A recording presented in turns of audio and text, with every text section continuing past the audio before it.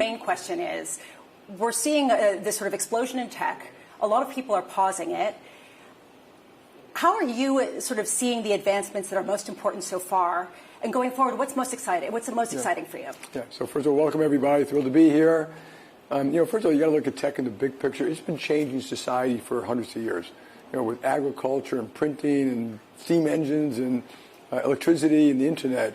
And tech grows in itself. The internet caused A, B, and C, semiconductors, and Gorilla Glass caused the iPhone. And so this is just another wave. We're here in London because we call it the tech conference here, but it's also diaspora now. So if you went back 10 years, it was mostly in the United States and concentrated in Silicon Valley, Boston, New York. Now it's everywhere. We have a tech center in Berlin, Glasgow, Edinburgh, which I think is great. You have more innovation taking place. And I think it's really important for Europe. And obviously the thing now is all about AI, which I think is real and is going to change an awful lot of things. Can I just mention one other thing? Please. There's always been a fear of tech that's going to take away jobs, but you got to look at the big picture. And sometimes it does, but in the big picture, it is why mankind has gotten better and better, lives longer, GDPs go up, productivity goes up, health gets better, work hours go down. So people have to keep in mind the benefits are huge. We probably have to find a better way to help the people get hurt by it. So you talk about the people who are getting hurt by it, and in a previous interview you were talking about how it's going to reduce some jobs and it's going to create others. Yeah. Which jobs do you expect to get eliminated and which jobs do you expect to get created? Yeah, we don't really know yet. We shouldn't put our head in the sand. We know it's going to be true. So a lot of jobs, your job will be enhanced. You'll get more research, more questions, you'll have like a real super assistant, chief of staff on your shoulder when you wake up, but you're still going to be interviewing people.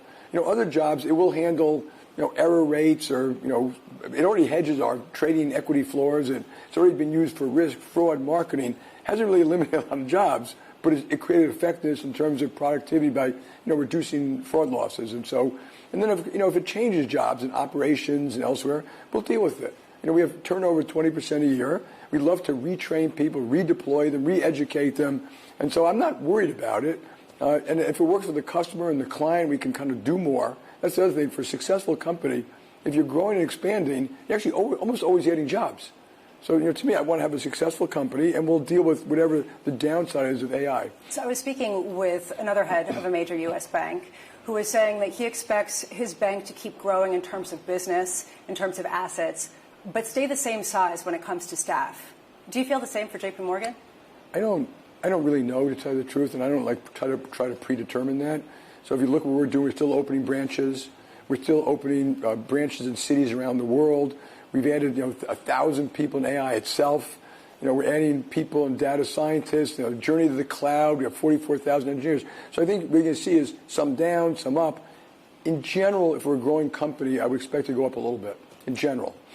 Typically, the Tech Stars is a conference where a lot of founders start to test the waters for IPOs, right. Potentially look to go public. There's been a deterrence to really going public as quickly as in the past, particularly for tech companies, just because there's so much private capital out there. Do you still see that? Is that a structural change, or is that something that's cyclical, just having to do with rates? It's a complicated subject. Yes, there's private capital, and I think it's a good thing that people can raise money in the private capital markets. But it's a little odd that public markets are quite elevated and IPOs haven't come up very much yet. So, but part of it is they have access to capital. Part of it is they're waiting. Part of it is they're reducing their own cash burn. They don't need as much cash. So it's a whole bunch of reasons why they're not going public. But I think eventually you do need healthy public markets to have people liquefy their positions, which all the venture capitalists, just had lunch with a bunch of venture capitalists, they all are going to want to do and actually need to do at one point. So do you expect that to pick up in the near future, or do you think it's going to remain muted for the foreseeable future? I don't know. I honestly don't know. I think it may very well stay muted because markets may come down as opposed to just go up endlessly, and they may find other sources. So when I speak to a lot of private equity and private venture and stuff like that, they tell you they have more non-public sources. I do think it's very important that our policymakers understand, because even here in the United States, we've made it hard to go public. We've eliminated research on smaller companies. The costs are much higher. Those litigation expenses are higher. Filing with the SEC is higher. So I think it would be really incumbent upon us to try to make it easier and cheaper to go public, allow more risk to be borne in the public markets, and we got to figure out a way to do that. And we actually have 10 takeaways from lunch, which I want to take a good look at. So that raises a question of where people are going public. And we're here in London, which has lagged behind a number of other areas, particularly New York, and has lost clout in other areas too, especially since Brexit. Do you think that this is just a momentary blip, or do you think that just on a broader level, London is kind of losing a bit of its clout as a major financial center? Yeah, so I think, first of all, I love the fact, if you listen to the current Labour government, they're talking about growth, investment, markets, capital markets, and they do need to do those things to help it recover. If they didn't do those things, no, I think it'll become more permanent. And a lot of people, they go to the United States, there's more liquidity. It's easy to do. I mean, and so, or they have a lot of business there, which also making this a great business environment will also help companies going public here. But right now, the NASDAQ, the New York Stock Exchange, they're just more attractive places to go, and we'll see how that pans out. But I think it's important. We want to help them do better here. I'm not in favor of just advantaging the United States at the expense of Europe. But I do think that Europe needs to focus on, Mario Draghi's report. There are a lot of things in there that they need to do to get productivity back and growth back and markets back. They need the capital markets union, for example, which they've been talking about for years. They actually do really need it to foster growth around European countries. On a broader level, just aside from the London market, what kind of activity do you see in the pipeline for fourth quarter? I mean, do you see a reluctance by companies to really engage with major actions because of the election, because of potential volatility, because of geopolitics, or do you see it really ramping up? Yeah, so I've always, we always talk about backlogs, and I always tell my own people, be careful, because backlogs tend to grow and expand and then stop. There's a pretty good backlog growing of IPOs of companies. Whether it happens or not is a different thing. And M&A, yes, I do believe, I can't prove it's more anecdotal, that it's tampered quite a bit by not the election, maybe the election, but by rules and regulations. And you talk to a lot of boards of directors here. They talk about is the risk capital there? You can take the risk. They want to be very conservative. In the United States, it's more about can you wait 18 to 24 months to close a deal? I mean, that creates a lot of risk for a company. Particularly if you go to banking. I know a lot of the banks. I think they should be allowed to do deals. They're very, very reluctant, because they can't wait. One of the last bank deals in the United States took 3 years. And I think, if I remember correctly, there's a 90-day regulatory requirement. Well, obviously, that's not taking place anymore. And we do have to fix these things. You want an active, healthy M&A market. Just quickly, if policy... And they're not all bad for competition, even though that I think it's true in certain cases. But, we've just become like an anti-M&A country, and that's a bad idea. Okay. Just let's say that there's somebody else in charge of the FTC, and there are some different kinds of rules and sticks that people have to advance over.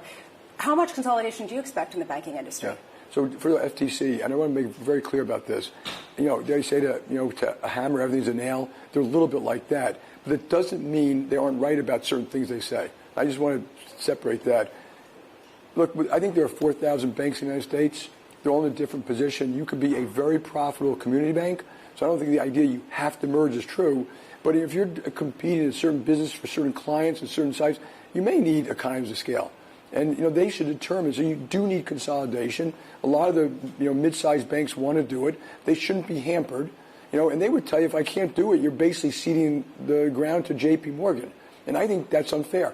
They should be allowed to merge. Their boards of directors should be allowed to make that decision based on what they think is in the best interest of the shareholders. This notion that government should get involved in every single little bank deal, I think is just wrong. And, they're adding social values to everything they do. It should be about safety and soundness. And a board of directors that says we need to merge or we want to merge probably means they're heading for a safer and sounder bank. That's their desire. You can give a lot of examples where it doesn't work. It doesn't mean it shouldn't be allowed. And I think we've got to be a little more open about letting these things take place and letting them take place quickly. Aside from just some of the regulatory overhang, there is this question about how much, in general, the markets are going to open up, and a lot of that has to hinge on the economy. You mentioned earlier that you are more pessimistic about a soft landing. I think you gave it a 35% probability back in April. Do you still think that, or do you think that the probability has gone up with some of the good data that we've been getting? Yeah, no, here's the important. I'm not talking about forecasting 2025. And I just think there's a lot of moving parts, a lot of things in the future which are inflationary. These, the most important thing taking place is these wars overseas, geopolitics, the terrible humane suffering, but also the a bunch of these countries acting in cahoots against Western interests, against Israel, against Ukraine, against the United States. And that's really serious. So I look at a long amount of serious things. Soft landings are hard. I hope it happens. I don't know. I just wouldn't count my eggs in that one. Do you think and markets are open. When you say open, they're very, values are high. They're not low. Both equities and bonds, credit spreads are very low. So they're open, but people are saying they're not open for IPOs. So some IPOs, when we just did one of the largest ones of the year, like last week, they're open for those who the market wants to buy today. But don't assume that they're not open. And, sometimes people will go public, they don't like the price. That's a very different thing. And you should think twice about that. When you think you know what a company's worth much more than the market might know. That maybe it's an assessment of what you're looking for rather than the actual market being closed. Exactly. You said that there are a lot of inflationary things that are coming down the pike. Do you think that it was a mistake for the Fed to cut by 50 basis points? No, actually. I mean, you got to separate the here and now. Inflation has definitely been coming down. They don't want to go into recession. Unemployment has been going up. They raised rates. They were late raising rates, but they raised it very high, rapidly to 5%, which I think is the right thing. And they're right to take their foot off the gas in that one. I don't think it matters that much, 50, 25, honestly. But I think that was okay. If inflation comes back, I'm looking at future things. The remilitarization of the world's inflationary. The fiscal deficits of the world, particularly the United States, are inflationary. The green economy is inflationary. Demographics are inflationary. It's very possible energy prices down the road, I'm talking about 2 or 3 years, will be inflationary. Those will hit later. They should react at that time to those things, but I don't think you can anticipate that. We don't know that that's going to happen. I'm so glad you brought up the deficit. I watched the Treasury auctions. There's another 3-year one today. I watch them every time wondering, are we going to start seeing disruption from some of the concerns that that you bring up, but also every single investor who I speak to says the same thing. Are you surprised that the market hasn't priced in a higher structural deficit in the way of higher yields or at least more volatility, at least at auctions? Yeah, well, I have a lot of comments on that one. Commodity markets often don't price things in until they actually happen. And so it hasn't happened yet. The higher inflation, the higher structural stuff, even though the deficits are there, there's also sentiment, inventory, supply and demand of capital goods. So it's very hard to say. But that's why I think that longer rates may actually stay here and tick up a little bit as opposed to go down because of these huge deficits in the United States. And then the market's reacting, which the word you used of volatile or something like that, it's not always bad. I mean, I think we overreact sometimes to volatile markets, but I do think that'll happen again. Dealer inventories are very low. Banks are, the big market makers are very constrained. Not today. I mean, we have this anomaly where JPMorgan is going to have $1 trillion of cash and unable to intermediate in treasury markets or repo markets completely conservatively because we're required to hold that cash in very, like central bank reserves, something like that. So I think when QE finally gets to a certain point, you will see that. I may be wrong. And again, if it happens, I don't think it's a disaster. It's not bad for JPMorgan. I do think policymakers will get upset. They don't like seeing that type of thing, and I think there are fixes to it, and I think they should start working those fixes today. Something that you said about how markets sometimes don't respond until an event is there. Commodity markets. Commodity markets. So think of stock markets that are forecasting earnings and cash out 5 years and 10 years and always adjusting it, and they're buyers and sellers, and equity prices adjust. But if you look at commodity price action, while sometimes it's forecasting the future, it actually is looking at supply and demand today. So the most important thing is supply and demand today with some sentiment, some inventory, how quickly you can replace supply and demand. So all commodities are different, but think of the treasuries a little bit as a commodity. Well, do you think that treasuries, especially if you look at it as commodity, which is a wonderful way to look at it, that there is sort of a catalyst in the election with respect to realizing what the deficit could be? Yeah, people are making charts of what everyone said and what it might mean for the deficit. What they said and what they actually do and actually happens are completely different things. I'm not going to worry about that. I think what you should worry about is the deficit today is 7% of GDP. When Volcker was around and we had very high inflation, it was 3.5%. The debt to GDP is 35% back then, 1982. It's 100% today. The deficits today, the biggest peacetime deficit we ever ran. Deficits by their nature are inflationary. And at one point we have to deal with this. I mean, I would beg the government to set up a powerful Simpson balls type of committee authorized by the Congress, up or down vote. It's probably the only way to do it. The other way to do it is wait until there's some kind of disaster in the market, and then you're kind of forced to do it at the wrong time. And I don't know when that might be. Will it happen next year? Probably not. But Can America afford 120% debt to GDP? Probably. But should we wait for that hockey stick to start? I don't think so. I think it's just a bad way to run risk. So you mentioned government. Libby Cantrell of PIMCO, she runs public policy over there. Every time she comes on, she tells us that when she talks to clients overseas, she has to tell them, no, Jamie Dimon still isn't running for president. You get that question so much. Does it annoy you or does it flatter you? It's more annoying than not because I can't run for president, and there was no opening. I mean, there's no way that it was even possible. So it's a little flattering, but, I just want to help our government do the right stuff. I think there are a lot of things to do to make America far better off. And particularly, because I've mentioned this many times, a lot of things we've done which I think are bad, whether you're Democrat or Republican, we support, they're often done in the name of good, have hurt the lower 20%. They're dying younger, their income didn't go up for 20 years, they're the ones who have more crime-ridden neighborhoods, their schools don't work. We should acknowledge that as citizens and do something about it. Like I said, a lot of policies put in place have the exact unintended consequence, and that's where they hurt. Like, for example, growing the economy well, the people help the most at the lower end. And I think we have to be very clear-headed about how we can accomplish what we want to accomplish to lift up all of America.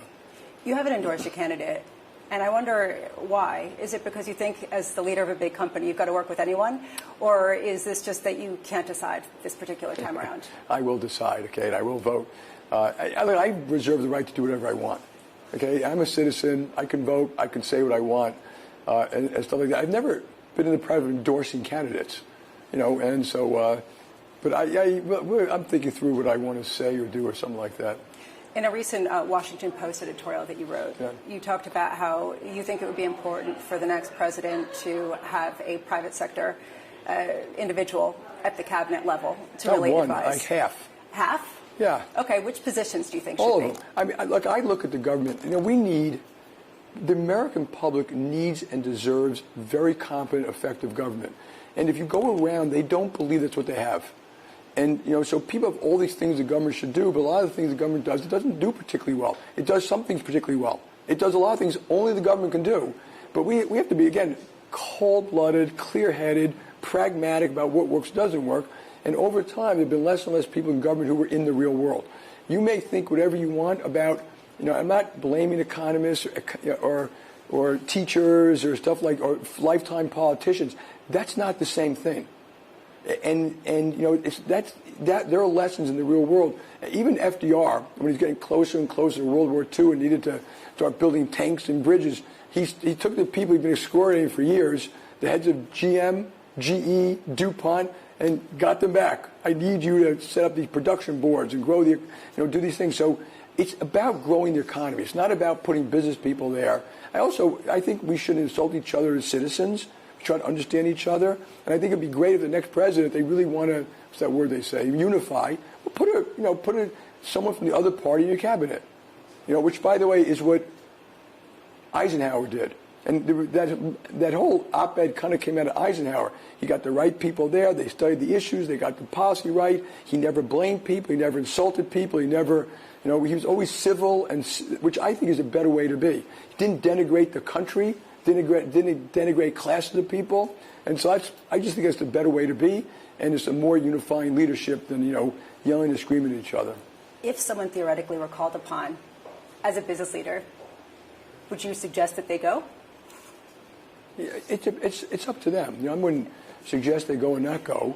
It's their life and how they think they can contribute to stuff like that. So, a major focus for you in your recent letter to investors and just in interviews has been geopolitics, and the situation is pretty dire. And I wonder if what you're telling clients, what they're doing, how they're arranging in preparation for potential escalations in a whole bunch of different hotspots. Unfortunately, I go to a lot of things and people like, tell us the positive news. What's the good spin out there? I was getting to that. I don't do anything like that.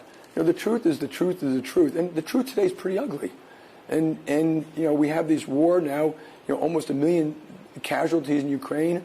The Ukrainians say that 20,000 children have been kidnapped and sent to Russia.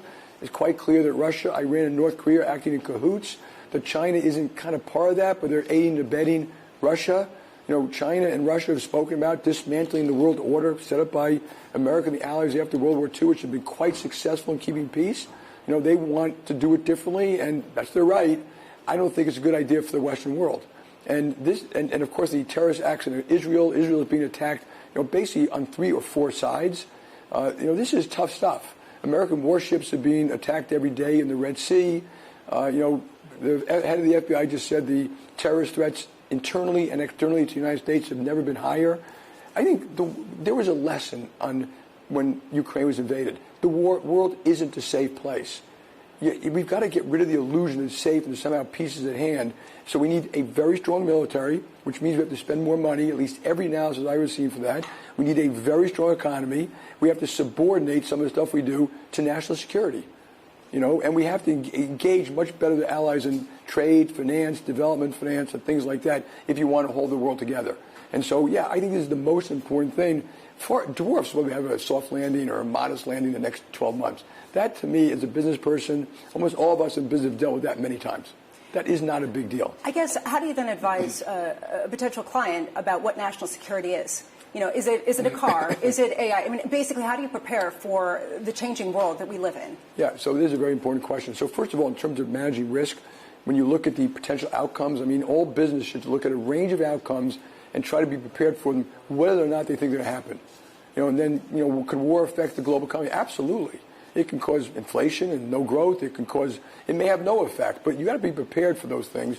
And then on strategy specifically, we've actually hired Paul Henley, a former U.S. Army national intelligence guy, forming a group, working with our research people, internal people, to answer exactly those questions. What is national security? Jake Sullivan talks about the small garden with high fences. What's in the garden? What's related to the garden? How would you do that? A lot of companies are still looking at their own supply chains. They would say, no, I get these components from Mexico or Vietnam, but inside that component is a very important one from China. So it's going to take a while, but every country, if it's national security, has the right to say, this is what we're going to do to protect our national security. And so we need work to do. And then the related, I call it mercantilist behavior. People are getting upset at China about EVs and lithium and solar. If it's unfair competition, that's a different issue, but it also needs to be addressed.